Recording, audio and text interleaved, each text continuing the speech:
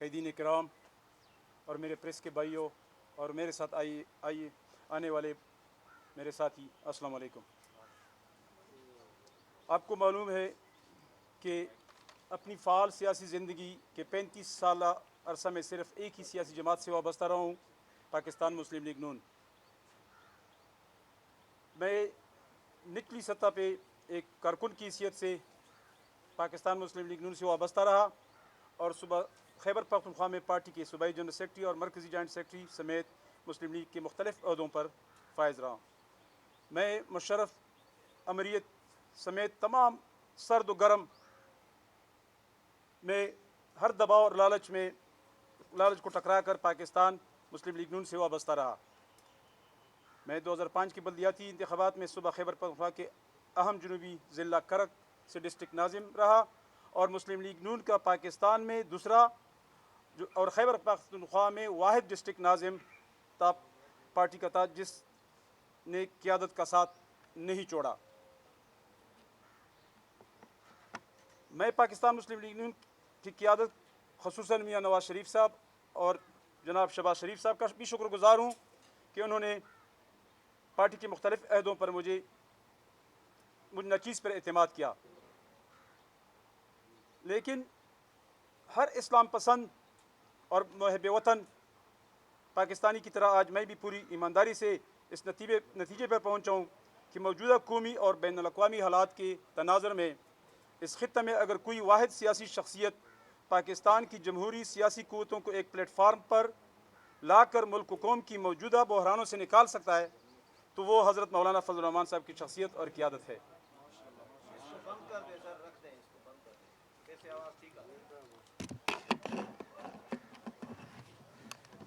2013 کے عام انتخابات میں خیبر پختونخوا میں حکومت کے قیام کے اصرار پر سابقہ فاٹا کے ادغام میں اجلت نہ کرنے پر یا 2018 کے دانلی زدہ الیکشن کے نتیجے میں سلیکٹڈ پارلیمنٹ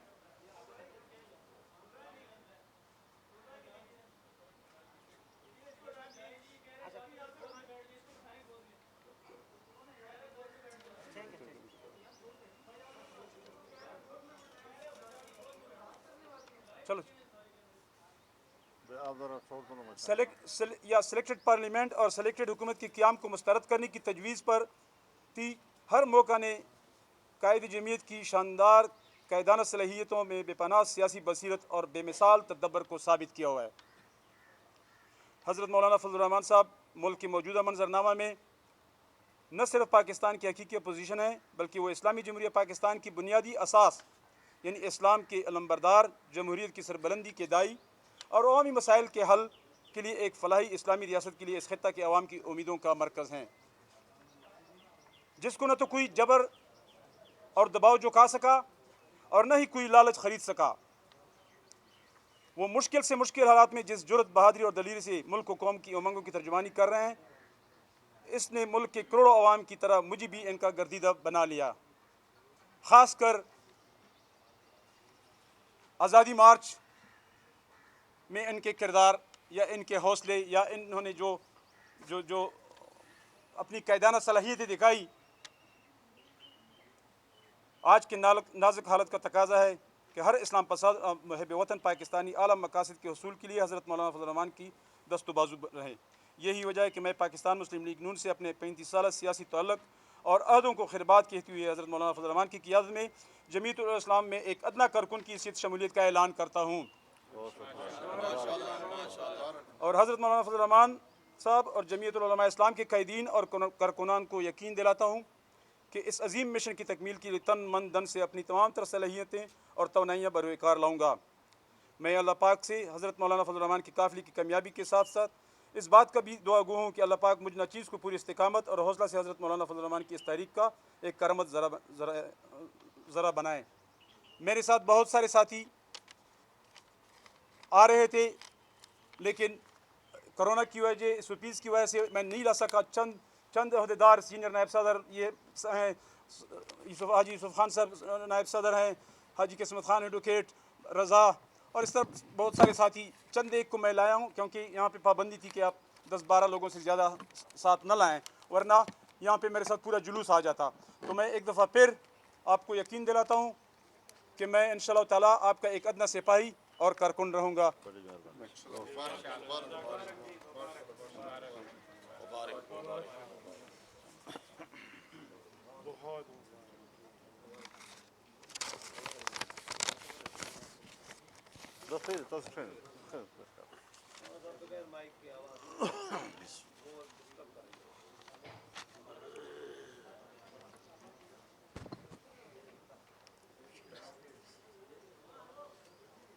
بسم اللہ الرحمن الرحیم نحمده ونصلی علی رسولہ الکریم. میں ایک بار پھر جناب رحمت سلام صاحب کو جمعیت علماء اسلام پاکستان میں شمولیت کے اعلان پر خوش آمدید کہتا ہوں اور دعا کرتا ہوں کہ ان کا یہ فیصلہ اللہ کے دین اور اس دین کے لیے جدوجہد کرنے والی جماعت جمعیت علماء اسلام کی تقویت کا ذریعہ بنے اور اس کے مشن اور تحریک کو آگے بڑھانے کا سبب بنے. اللہ تعالی ہماری اس امیدوں کو پورا فرمائے.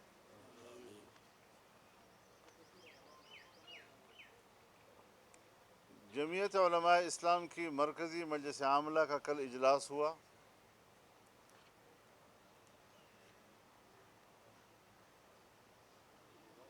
بہت سے مسائل پر غور و خوض ہوا اور اس حوالے سے جو فیصلے ہوئے ہیں میں آج اس پریس کانفرنس کی وساطت سے قوم تک اپنا فیصلہ پہنچانا چاہتا ہوں. کرونا کی وجہ سے ایک لمبے تعطل کے بعد ہم پہلی مرتبہ یہاں اسلام آباد میں پریس کانفرنس کر رہے ہیں. صحافی برادری سے ہم مل رہے ہیں اور محدود پیمانے پر اپنی سیاسی سرگرمیوں کا آغاز کر رہے ہیں.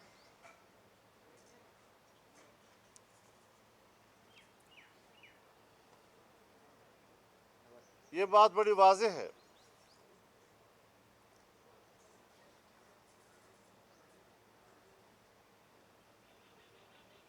کہ اقتصادی پالیسیاں ہوں، بین الاقوامی تعلقات کا معاملہ ہو، لوگوں کی بے روزگاری کا مسئلہ ہو،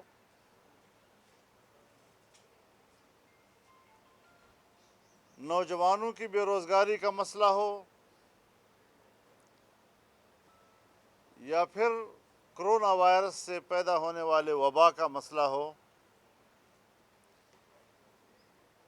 اپنی ناکام کارکردگی کی بنیاد پر حکومت خود کو نااہل ثابت کر چکی ہے. ملک معاشی طور پر دیوالیہ ہو چکا ہے. بجٹ بنانے میں دقت پیش آ رہی ہے اور تاریخ میں شاید پہلی مرتبہ قومی اسمبلی کے بجٹ اجلاس کے لیے تمام قواعد و ضوابط معطل کر دیے گئے ہیں.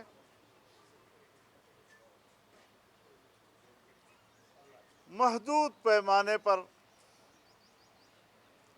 اراکین پارلیمنٹ کو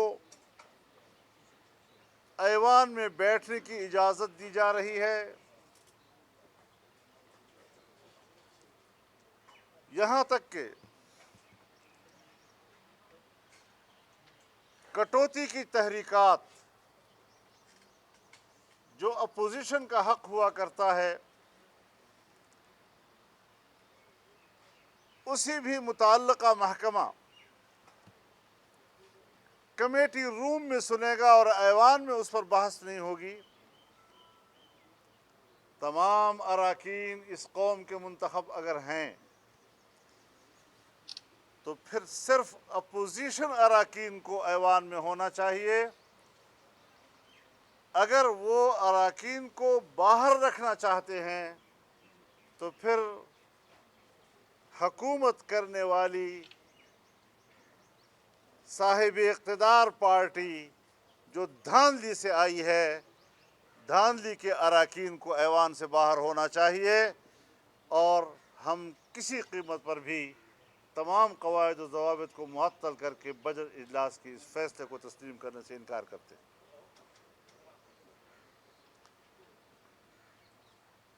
یہ سب کچھ اس لیے کیا جا رہا ہے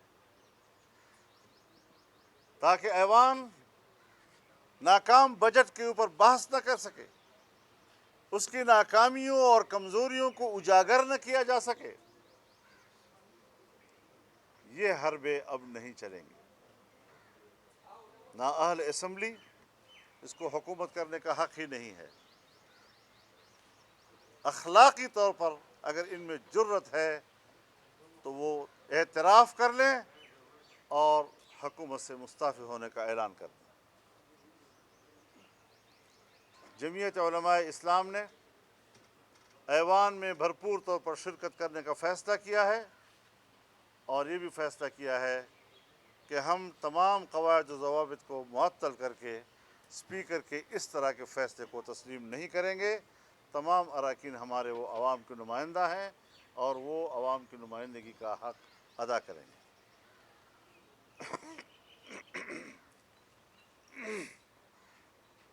پوری دنیا اور پاکستانی قوم کرونا وبا سے نبرد-آزما ہے، لیکن اس کے باوجود کہ یہ پورے ایک قومی سطح کی وبا ہے، لیکن اس وبا میں بھی عوام کو ریلیف نہیں دیا جا رہا۔ لوگوں کے ٹیسٹ بڑی بڑی فیسیں لے کر ایک طرف کہا جا رہا ہے کہ ہم نے 500 ارب روپے خرچ کر دیے ہیں، ہم نے ہر مریض پر 25 لاکھ روپے خرچ کر دیے ہیں، اور دوسری طرف جب ٹیسٹ کرائے جاتے ہیں تو 8,000 سے 10,000 روپے تک کے اس پر فیس لیے جاتے ہیں۔ میرے خیال میں یہ ایک بہت بڑا ظلم ہے ان حالات میں کہ جب عام آدمی کو اتنے مہنگے داموں میں صرف اپنا ٹیسٹ کرانا ہوتا ہے۔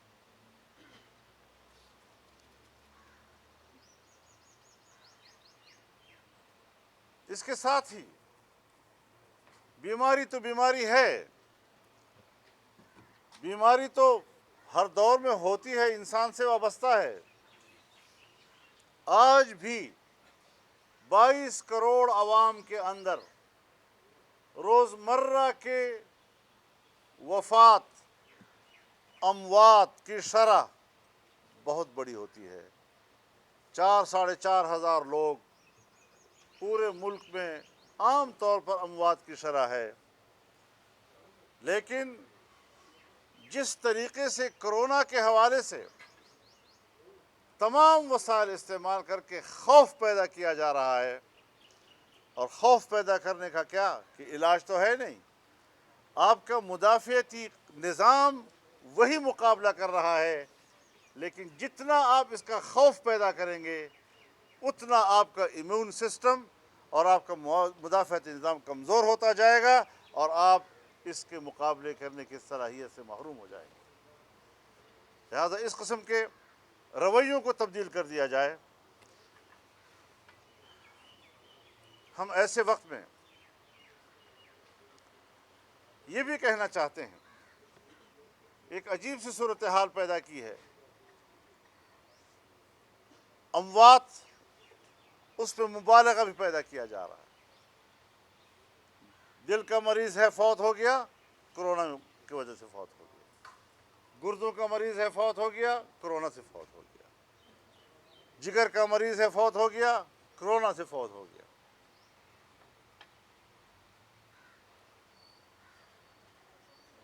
ایسے حوالے سے اموات کی شرح کو جو مبالغہ آرائی کی جاتی ہے اور بڑھا چڑھا کر پیش کیا جاتا ہے، پتہ نہیں کن مقاصد کے لیے وہ اس قسم کی فضا پیدا کرنا چاہتے ہیں۔ میت گھر کے حوالے نہیں کی جائے گی۔ مجھے پورے دنیا میں بتایا جائے کہ میت کو دفنانے کے لیے میت سے کسی کو کورونا لگا ہو۔ خود ڈاکٹر ہمیں کہتے ہیں آپ نیند زیادہ کریں، جتنا آپ سوئیں گے آپ کا وائرس بھی سو رہا ہوگا اور وہ متحرک نہیں رہے گا، نقصان نہیں کرے گا۔ تو جب سونے کے ساتھ وہ سو جاتا ہے تو مرنے کے ساتھ تو مر بھی جاتا ہے۔ پھر لاش حوالے نہیں کی جاتی، تدفین میں بے حرمتی کی جاتی ہے، قبر میں پھینک دیا جاتا ہے اس کو۔ لہٰذا باقاعدہ میت کا احترام جس طرح کے ہونا چاہیے، جس طرح ہماری شریعت کا تقاضا ہے، اس کی تجہیز و تکفین، جنازے کی نماز، اور اس حوالے سے جو خوف پھیلایا جا رہا ہے اس کو ختم کر کے اس کو ایک باعزت انداز دیا جائے۔ اس موقع پر کرونا وائرس کے خلاف فرنٹ لائن پر لڑنے والے ڈاکٹرز، نرسز اور دیگر اہلکاروں کی خدمات کو ہم خراج تحسین پیش کرتے ہیں۔ اس حوالے سے میں یہ بھی عرض کر دینا چاہتا ہوں کہ اوورسیز پاکستانیوں کو بہت مشکلات ہیں اس وقت۔ ان کی اموات ہو جاتی ہیں، ان کے ڈیرے، ان کے گھر وہاں میتیں پڑی ہوئی ہیں، ان کے اٹھانے کے لیے، ہسپتال تک پہنچانے کے لیے اور جسد خاکی کو محفوظ رکھنے کے لیے وہاں کوئی ان کا مددگار نہیں ہے۔ اگر میتیں پاکستان لانا چاہتے ہیں، پاکستان ان کی میتیں لانے کے لیے اس سے بڑھ کر حکمرانوں کی اور بے حسی کا کیا ہو سکتی ہے۔ تو اس اعتبار سے حکومت کی بے حسی انتہائی قابل مذمت عمل ہے۔ اوورسیز پاکستانیوں کو پاکستان لانے کے لیے کوئی بھی سہولت حکومت کی طرف سے مہیا نہیں کی جا رہی، اور وہاں جب گھر میں میت پڑی ہے تو گھر میں رہنے والے ان کے اور پیارے وہ بھی ایک ذہنی دباؤ کا شکار ہو جاتے ہیں، ذہنی مرض کا شکار ہو جاتے ہیں۔ سفارت خانے شہریوں سے رابطے کرنے کے لیے تیار نہیں۔ عوام اپنے ہی سفارت خانے کے دروازہ کھٹکھٹائیں گے، کہاں جائیں گے؟ لیکن سفارت خانے بھی دروازے بند کیے ہوئے شہریوں کے ساتھ کسی رابطے کرنے میں اور ان کو مدد پہنچانے میں ناکام ثابت ہو رہی ہے۔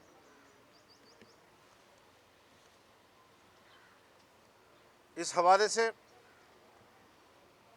اوورسیز پاکستانیوں کی جو مطالبات ہیں، ان کی جو مشکلات ہیں، اس حوالے سے جمعیت علماء اسلام ان کی بھرپور حمایت کرتی ہے اور پورے ریاست نظام کو اس اہم ذمہ داری کی طرف متوجہ کرتی ہے جس حوالے سے حکومت اب تک مکمل ناکامی اور نااہلی کا بت بنی ہوئی ہے۔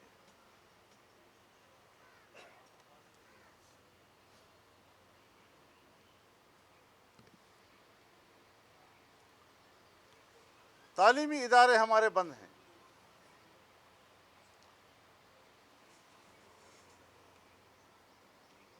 جس طرح سرکاری ادارے بند ہیں، جو ہی یہ وائرس پاکستان آیا تو دینی مدارس نے اپنی تعلیمی سرگرمیاں بند کر دیں۔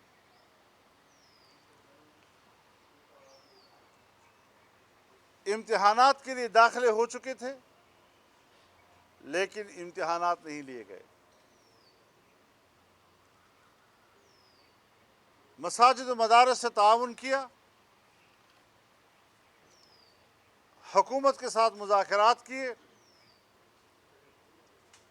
جو ایس او پیز طے ہوئی اس پر عمل درآمد کیا گیا، لیکن جہاں انتظامیہ کی ذمہ داری تھی اور وہ اپنی ذمہ داری پوری نہیں کر سکی، لوگوں کو ایس او پیز پر عمل درآمد کرانے میں ناکام رہی، وہاں انہوں نے مدارس کو، مدارس کے محتممین کو، مساجد کو، مساجد کے ائمہ اور خطباء کو اس کا ملزم ٹھہرایا، ان کی گرفتاریاں کی، ان کو تھانوں میں بے عزت کیا۔ یہ کہاں کا رویہ ہے کہ اپنی ناکامی کسی دوسرے کے سر تھونک دو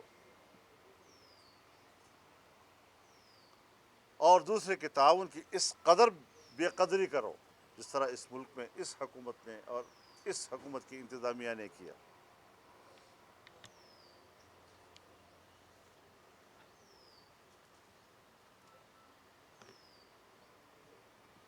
اب سوال یہ ہے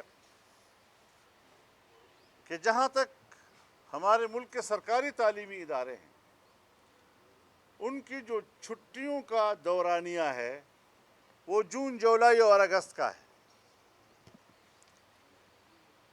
لہٰذا اگر سرکاری تعلیمی ادارے جون، جولائی اور اگست میں بند رہتے ہیں تو یہ ہر سال اسی مہینے میں بند رہتے ہیں، لیکن دینی مدارس کی چھٹیوں کا دورانیہ وہ ہجری سال کے اعتبار سے شعبان، رمضان اور شوال کا مہینہ ہے۔ اب جب ہمارے چھٹیوں کے وقت گزر گیا ہے، طلباء متوجہ ہو رہے ہیں، اگر ہم اپنے ان نوجوانوں کو تعلیمی سرگرمیوں میں مصروف نہ کر دیں اور ہم اپنے ان نوجوانوں کو دینی مدارس کے کمروں سے اور استادوں کے ساتھ وابستہ نہ کر دیں، آپ بتائیں جہاں ان کا تعلیمی حرج ہوگا وہاں بہت سے اطراف میں ان کی مصروفیتوں کے ایسے مواقع موجود ہیں کہ جو شاید ریاست کے لیے کل قابل قبول نہ ہوں۔ اس کا بھی تقاضا ہے کہ تمام احتیاطی تدابیر کے ساتھ، سی او پیز کے ساتھ دینی مدارس کو تعلیمی سرگرمیاں جاری رکھنے کی اجازت ہونی چاہیے۔ ہم اس کی مکمل حمایت کرتے ہیں، لیکن چونکہ اس حوالے سے وفاق المدارس العربیہ سے ہم براہ راست وابستہ ہیں، مختلف مکاتب فکر کے اتحاد پر مشتمل تنظیمات مدارس دینیہ، پھر بھی ہم انہی کو اختیار دیتے ہیں کہ حتمی فیصلہ وہی کریں اور ہم ان کے حتمی فیصلے کو قبول کریں گے۔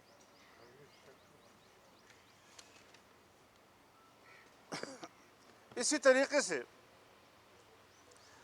جو پرائیویٹ تعلیمی ادارے ہیں، سکولز ہیں، کالجز ہیں، بلکہ یونیورسٹیاں ہیں، جو بچوں سے فیس لیتے ہیں اور وہ فیس لے چکے ہیں، لیکن اگر وہاں پر تعلیم نہیں ہوگی تو پھر صرف یہ نہیں کہ طالب علم کی تعلیم کو حرج ہوگا بلکہ وہ ادارے ہی بند ہو جائیں گے، لاکھوں کی تعداد میں طلباء تعلیم سے محروم ہو جائیں گے، بہت بڑی تعداد اساتذہ کرام کی بے روزگار ہو جائے گی، اور پرائیویٹ تعلیمی ادارے ملک بھر میں بند ہونے پر مجبور ہو جائیں گے۔ اس پہلو کو بھی دیکھنا چاہیے کہ ایک طرف تو ہم احتیاط اور احتیاطی تدابیر کی بات کرتے ہیں، اداروں کو بند کرنے کی بات کرتے ہیں، لیکن دوسری طرف اس ملک میں اتنا بڑا نقصان تعلیم کے شعبے میں، اس کو بھی مد نظر رکھتے ہوئے کوئی متبادل طور پر نہیں سوچا گیا۔ اس حوالے سے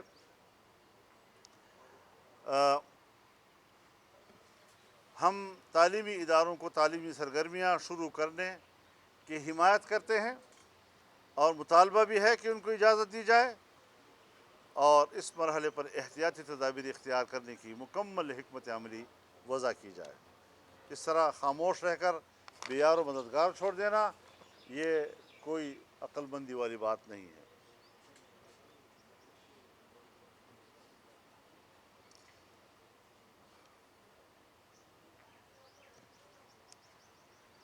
ملک بھر کے تاجر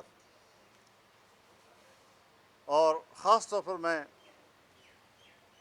مرکزی تنظیم تاجران پشاور اور دیگر جو تاجر تنظیمیں 2 روز پہلے وہاں پشاور میں جمع ہوئی تھی اور مجھے انہوں نے دعوت دی، میں ان کے اس اجتماع میں شریک ہوا، میں نے ان کے کرب کو سنا۔ یقیناً ان کے جو مطالبات ہیں وہ حق بجانب ہیں، ہم ان کی حمایت کرتے ہیں۔ چھوٹے تاجر کرونا وائرس کے پھیلنے کو روکنے والے اقدامات سے بری طرح متاثر ہوئے ہیں، ان کے کاروبار کے تحفظ اور ان کے خاندانوں کو بے روزگاری سے بچانے کے لیے خصوصی ریلیف پیکیجز دینے کی ضرورت ہے تاکہ ان کو کوئی متبادل روزگار بھی تو ہو۔ حکومت اپنی طرف سے، ریاست اپنی طرف سے ان کے خاندان اور ان کے بچوں کو تحفظ دینے کے لیے اقدامات کریں، ورنہ یہ تو بھوکے مر جائیں گے۔ اور جب بچے بلک رہے ہیں اور لوگ اس کو کچھ دے نہیں سکتے تو پھر لوگ خودکشی پہ آ کے مجبور ہو جاتے ہیں۔ تو ایسی صورتحال میں پھر اس کے علاوہ ایک خاص بات جو سامنے آئی ہے کہ چمن بارڈر کو سیل کیا گیا ہے۔ افغانستان سے یا ایران کے ساتھ ہمارے اور بھی راستے ہیں جو کھلے ہیں، بارڈرز کھلے ہیں، تجارتی راستے کھلے ہیں۔ چمن بارڈر سے بھی وہاں کے مقامی آبادی کا کاروبار وابستہ ہے اور ان علاقوں کے عوام بری طرح ان کا کاروبار متاثر ہوا ہے، ہو رہا ہے۔ ضروری ہے کہ جس طرح تفتان بارڈر کھلا ہے، یہاں ہمارا تورخم بارڈر کھلا ہے، اسی طرح چمن بارڈر بھی اس کو بھی کھول دیا جائے تاکہ وہاں کی مقامی آبادی کی جو مشکلات ہیں وہ دور ہو سکیں۔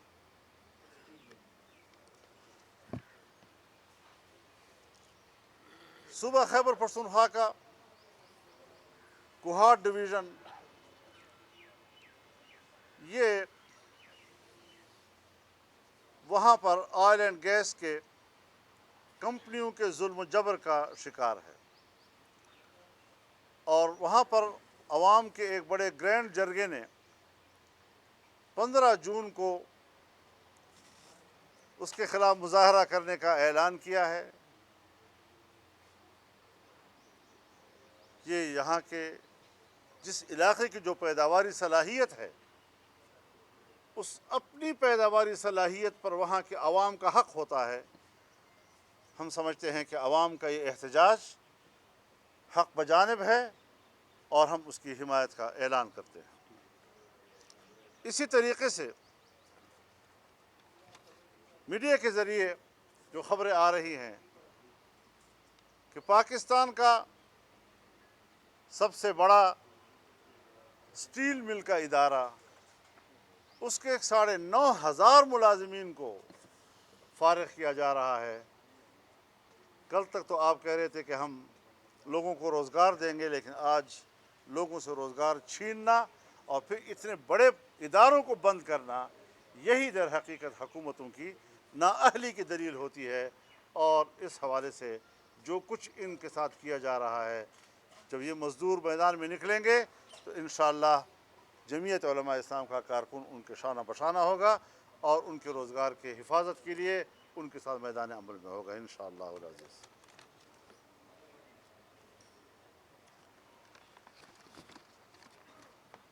ہم بارہا اس بات کا ذکر کر چکے ہیں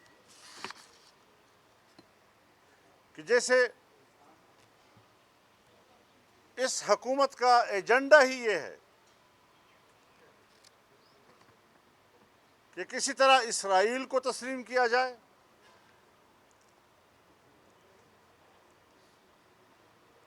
دنیا کی معیشت پر جو یہودیوں کا قبضہ ہے، پاکستان اور جنوبی ایشیا کی معیشت پر یہودیوں کے براہ راست قبضے کے لیے راستے ہموار کیے جائیں، اور عمران خان کی حکومت کا ایجنڈا بھی یہی ہے کہ یہودی دنیا کی معیشت پر قبضہ کرنے کے راستے کھولے جائیں اور اس میں ان کی معاونت کی جائے۔ لیکن انشاءاللہ العزیز حریت پسند مسلمان اور اس خطے کا حریت پسند انسان وہ یہود کی اقتصادی غلامی کو قبول کرنے کے لیے تیار نہیں ہوگا۔ اسی طریقے سے وہ قادیانی طبقہ جو آئین کا انکار کرتا ہے، آج اگر کوئی کہتا ہے میں آئین کو نہیں مانتا، آئین کے اس ایک شق کو نہیں مانتا، ہم اسے غدار کہتے ہیں۔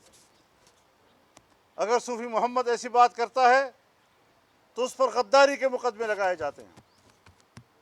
لیکن پاکستان کی تاریخ میں ایوان کے اندر اگر کوئی سب سے پہلی ترمیم متفقہ ترمیم کی صورت میں پاس ہوئی ہے تو وہ قادیانی فرقے کو غیر مسلم اقلیت قرار دینے کی صورت میں پاس ہوئی ہے۔ یہ آئین کا تقاضا ہے جو ہم بات کر رہے ہیں۔ دیکھیے، کبھی قومی اقتصادی کونسل بنایا جاتا ہے اور اس میں قادیانی کو بطور رکن شامل کیا جاتا ہے، عوام کا رد عمل آتا ہے تو اس کو واپس کر لیتے ہیں، اور جب واپس ہو جاتا ہے تو کونسل ہی ختم ہو جاتی ہے۔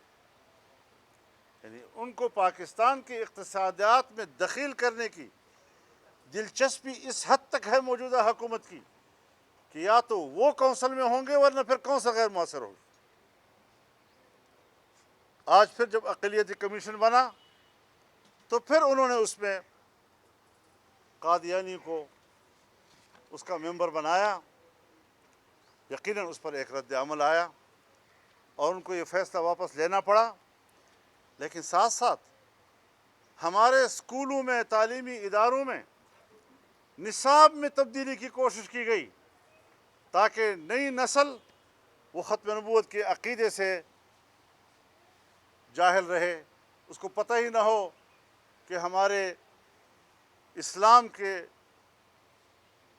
اندر عقیدہ ختم نبوت کا مقام کیا ہے۔ تبدیل کرتے ہیں، پھر واپس لے لیتے ہیں، لیکن اس کی ذہنیت کا اندازہ تو لگ جاتا ہے کہ حکومت کی اپنی خواہش کیا ہے۔ لہٰذا اس حوالے سے بھی قوم کو جاگے رہنا چاہیے۔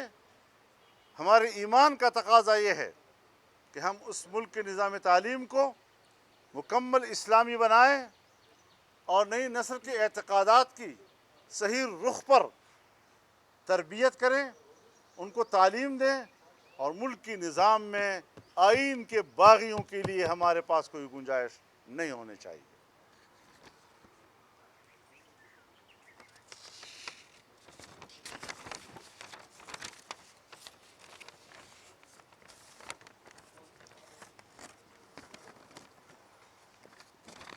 ملک کی معیشت تباہ ہو چکی ہے۔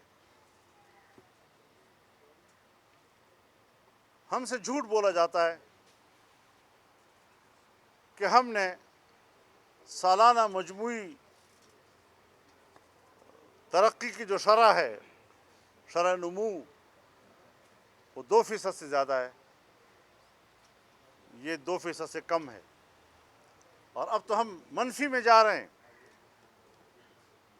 60% ہمارے برآمدات کا دار و مدار کپاس کی پیداوار پر ہے، اور اس سال کپاس کی پیداوار 60% کم ہو چکی ہے۔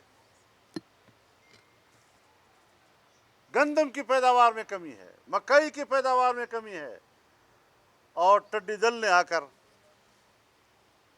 رہا سہا بچا کچھ بھی ختم کر دیا ہے۔ پیٹرول غائب ہو گیا ہے، حکومت کی رٹ ختم ہو چکی ہے۔ آپ ایک ریٹ مقرر کرتے ہیں، پیٹرول پمپ والے نہیں مانتے اس کو۔ قطاروں کے اندر دور دور تک لوگ کھڑے ہیں اور ان کو پیٹرول نہیں مل رہا ہے۔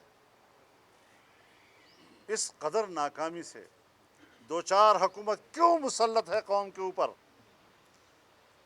اعتراف کرے کہ وہ دھاندلی کے نتیجے میں آئے ہیں، اعتراف کرے کہ وہ حکومت چلانے کی صلاحیت نہیں رکھتے، اور دوبارہ یہ امانت قوم کو واپس کرے۔ ہم اپنے موقف پہ قائم ہیں، اور اس کے لیے ہم اپنے موقف پہ کسی قسم کی تبدیلی اور رد و بدل پیدا کرنے میں کا امکان کو ہم رد کرتے ہیں۔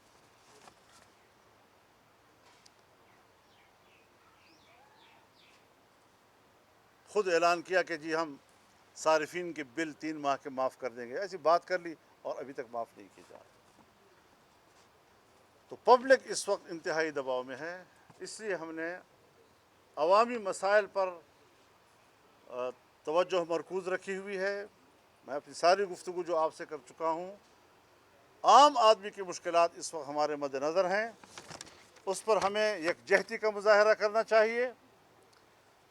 اپوزیشن جماعتوں کو اس حوالے سے اپنا بھرپور کردار ادا کرنا چاہیے. آج میں پریس کانفرنس میں افسوس کے ساتھ کہتا ہوں کہ اپوزیشن جماعتیں وہ کردار ادا نہیں کر رہی ہیں جس کا قوم ان سے توقع اور امید رکھتی تھی یا رکھ رہی ہیں. ہاں، جمعیت علماء اسلام اس حوالے سے اپنی جدوجہد جاری رکھے گی، عوام کے شانہ بشانہ ہوگی اور انشاءاللہ اس مشکل سے قوم کو نکالنے کے لیے اپنی تمام تر توانائیاں بروئے کار لائیں گی. اس دوران میں جب سے یہ کرونا آیا ہے، ہمارے بہت سی محترم اور پیارے اور مخلص ساتھی دنیا سے چلے گئے ہیں. ہمارے صوبائی اسمبلی بلوچستان کے ممبر، سابق گورنر بلوچستان سید محمد فضل آغا صاحب، ہمارے قومی اسمبلی کے اورکزئی علاقے سے ممبر قومی اسمبلی جناب حاجی منیر آفریدی صاحب اورکزئی صاحب، اور مولانا صدر عبدالرحمن صاحب، ہمارے بڑے بزرگ جو مانچسٹر میں رہتے تھے، علامہ خالد محمود صاحب جو ہمارے شرعی عدالت کے جج بھی رہے ہیں. اسی طرح لاہور میں ہمارے صوفی محمد صغیر صاحب، چودھری امتیاز قمر صاحب، راشد اقبال صاحب، دارالعلوم دیوبند کے شیخ الحدیث مولانا سعید پالنپوری صاحب، مستونگ کے مولانا عبدالعزیز صاحب، اور اس طرح بہت سے ہمارے ساتھی ان دنوں میں وفات پا چکے ہیں. سب کے لیے ہماری دعا ہے کہ اللہ تعالیٰ ان کی مغفرت فرمائے، ان کے اہل و عیال کو اللہ صبر جمیل عطا فرمائے اور جنت میں ان کو اللہ تعالیٰ اعلیٰ مقام عطا فرمائے. وآخر دعوانا ان الحمد للہ رب العالمین.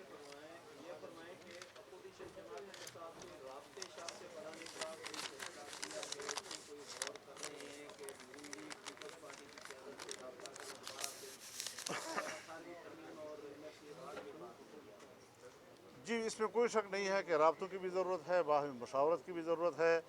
میرے شہباز شریف صاحب سے بھی رابطہ ہوا ہے اور میں چاہتا ہوں کہ لیڈر آف دی اپوزیشن کی حیثیت سے ان کو میں یہ ضرور عرض کروں کہ وہ تمام اپوزیشن پارٹیوں کو رابطے میں لا کر ایک مشترکہ حکمت عملی کی طرف جائیں.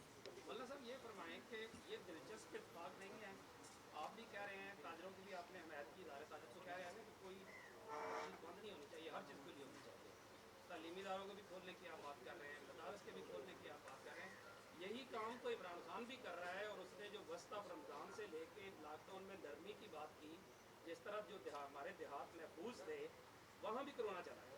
تو دونوں آپ جو ہے وہ اسی طرف جا رہے ہیں، جبکہ ماہرین جو ہے وہ آپ دونوں کے برخلاف جا رہے ہیں. دیکھیے، میں گزارش کروں آپ سے، جو وزیر اعظم کے منصب پر بیٹھتا ہے اس کی بات آپ کی یا سولنگی صاحب والی بات نہیں ہوا کرتی. وہ ریاست کو ریپرزینٹ کر رہا ہوتا ہے. ہم اس افراتفری کو کس لفظ سے تعبیر کریں کہ حکومت کا موقف کچھ اور، اسٹیٹ کا موقف، فوج کا موقف، آئی ایس پی آر کا موقف بالکل اس کے برعکس کچھ اور باقاعدہ اعلان کیا جاتا ہے اس کا. یہ بھی نہیں کہ کسی مشورے کا محتاج. وفاق کا موقف کچھ اور، صوبہ سندھ کی حکومت کا موقف کچھ اور، سندھ صوبے کا موقف کچھ اور، باقی 3 صوبوں کا موقف کچھ اور. ان 3 صوبوں کے اندر بھی موافقت 100% نہیں ہے. آپ بتائیں کہ ریاست کے اجزاء کی یہ افراتفری قوم کو کیا پیغام دے رہی ہے؟ ہم صرف لوگوں کی ہمدردیاں حاصل کرنے کے لیے بیان دیں اور پھر اس کے بعد جو نقصانات اس کے ہوں اس پر ہمیں کوئی پرواہ نہیں. یہ ساری وہ چیزیں جو ہم نے بیان کی ہیں، اس پر ایک جامع حکمت عملی کی ضرورت ہے تاکہ اس وبا سے بھی لوگ بچ سکیں اور لوگوں کی جو مشکلات ہیں ان مشکلات کو بھی دور کیا جا سکے. جو لوگ ایسے حالات میں عام آدمی کی مشکل کو دور کرنے کا راستہ نہیں نکال سکتے، یہی تو نااہلی کی علامت ہوتی ہے.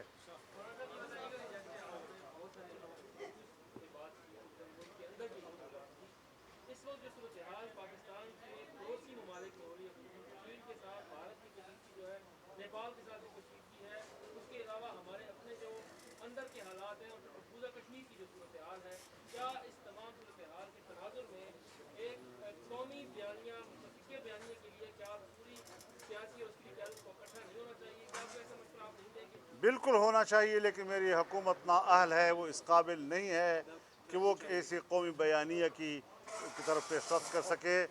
وہ تو آپ ملک کے اندر دیکھیں، تمام سیاسی پارٹیوں نے، سب سے پہلے ہم نے، یعنی ہماری اپوزیشن کا آپ لیول دیکھ سکتے ہیں کہ اس حکومت کے خلاف ہمارا موقف کتنا سخت ہے. لیکن اس کے باوجود ہم نے کہا یہ انسانی مسئلہ ہے، یہ طبی مسئلہ ہے. ہم نے تعاون پیش کیا، ہر ضلع میں ہماری جماعت انتظامیہ کے پاس براہ راست گئی، ہمارے رضاکاروں نے اپنا خدمات پیش کی. مجال ہے کہ اس طرف سے کوئی اشارہ بھی مل رہا ہو کہ واقعی تم لوگوں نے اتنے بڑے بلند جگہ پہ جا کر تمام اختلاف سے بالائے طاق ہو کر اس ملک اور اس قوم کی بہتری کے لیے قربانی دی ہے، اپنے موقف کی تو نہیں، رویے کی، نرم رویوں کے ساتھ اپنے ہمیں نہیں، کوئی احساس ان کو نہیں ہے. تو ایسی حکومت کو آپ چین، انڈیا، نیپال اور اس خطے کے، یا اللہ بہت بڑی بات آپ کر رہے ہیں، کسی سے توقع رکھو تو وہ اس قابل بھی تو ہو نا. پوری سیاسی اور عسکری قیادت سے مولانا صاحب اس وقت اپوزیشن کا شرازہ بکھرا ہوا نظر آ رہا ہے، اس کا ذمہ دار کون ہے؟ میرے خیال میں اس وقت ہمیں ذمہ دار پر بحث نہیں کرنی چاہیے، ورنہ ذمہ دار مجھے معلوم ہے کون نہیں ہے، لیکن میں اس پر بات نہیں کرنا چاہوں گا. وہ پھر عبدالواسی سے آپ بات کر لیں گے. خدا حافظ جی، خدا حافظ جی، مہربانی. بھائی صحافی حضرات کے لیے چائے کا انتظام کیا گیا ہے، پیچھے بھی یہاں الٹے ہاتھ پہ بھی صحافی حضرات